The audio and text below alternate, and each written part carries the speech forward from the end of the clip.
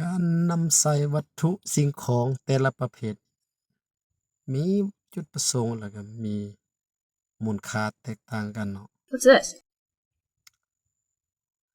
ปียนต์เฮาสิมา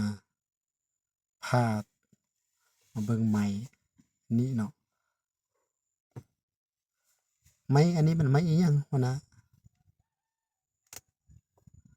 ไม้อันนี้ก็ไม้ธรรมดาทั่วไปอยู่ป่าอยู่ดงคือเฮานั่นแหละ Oh, แต่ว่าเป็นส่วนหนึ่งของการประกอบส่วนในการบริการการค้าระดับโลกเนาะว่าทุกประเทศต้องได้ใช้ไม้แบบนี้ซั่นซะ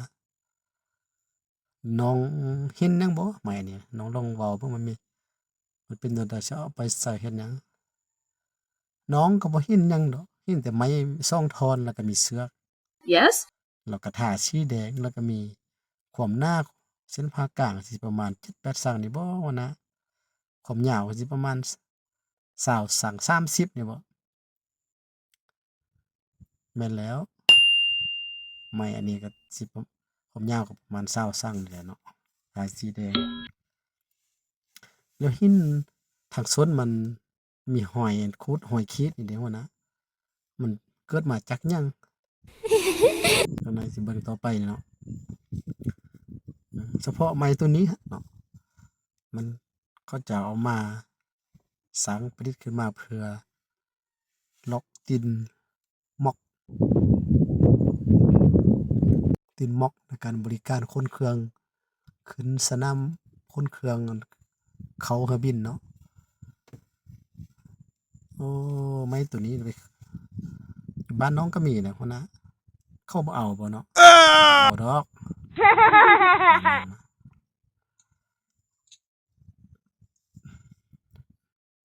เป็นหยังคือบ่พักหัวหน้าโอ้ยเมื่อยพักผ่อนก่อนเฮามาเบิ่งสนิทหนึ่งอีกตึมเนาะอันนี้ก็ความหน้าก็สิบ่แตกต่างกันประมาณ7-8สั่งเส้นผ่ากลางเนาะความยาวก็ประมาณ50สั่งนั่นแหละก็มี2อันคือกันก็มีเสือกใส่เป็นหยังคือซึ่งใส่เสือกวะนะเขาใส่เสือกกับเพื่อว่าเอาไปให้มันเป็นคู่เนาะเอาอันเดียวบ่ได้แล้วเอาอันเดียวมันเป็นหยังคือบ่เอา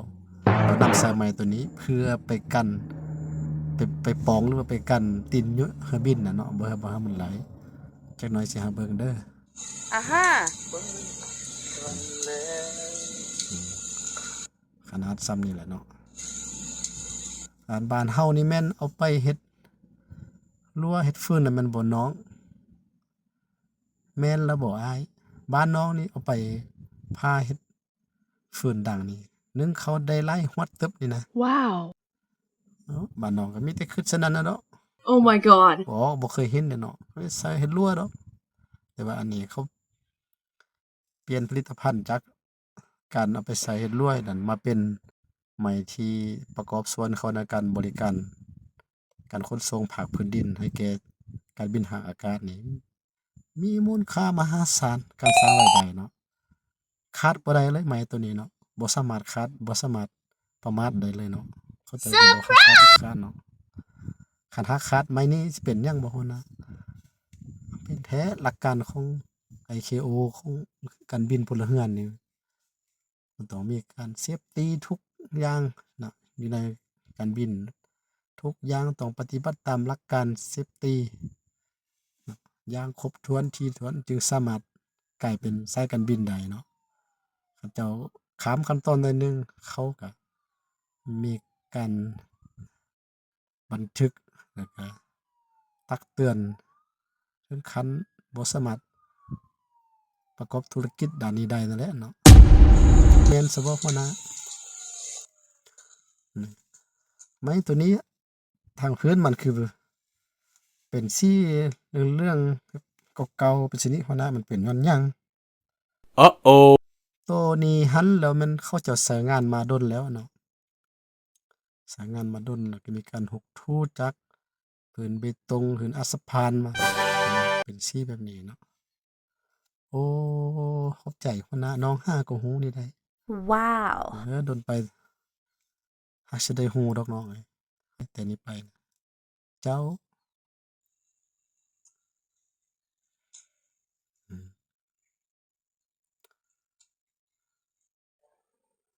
นี่เห็นบ่น้องเห็นบ่นี่พนักงานเขากำลังลากไม้เข้าไปเพื่อไปกั้นรอนี่เพื่อไปกั้นรอให้วินนี่เนาะนี่โอ้เข้าใจแล้ว เข้าเอาไปกั้นตีนเรือบินเนาะแม่นแล้วบ่น้องเอ๋ยกั้นแต่ทางตีนเดียวบ่นะหรือกั้นหมดทุกตีนเลยกั้นตีนเดียวก็ได้ละได้น้องเอ๋ยเพราะว่ากั้นโยนมันขับเคลื่อนทางน้ำมันใส่แต่ตีนคู่เดียวเนาะแล้วก็ได้แล้วน้องเอ๋ยได้ยินข่าวว่ามีคนติดตามมีคนเบิ่งคลิปเฮาหลายขึ้นบ่หัวหน้าแม่นแล้ว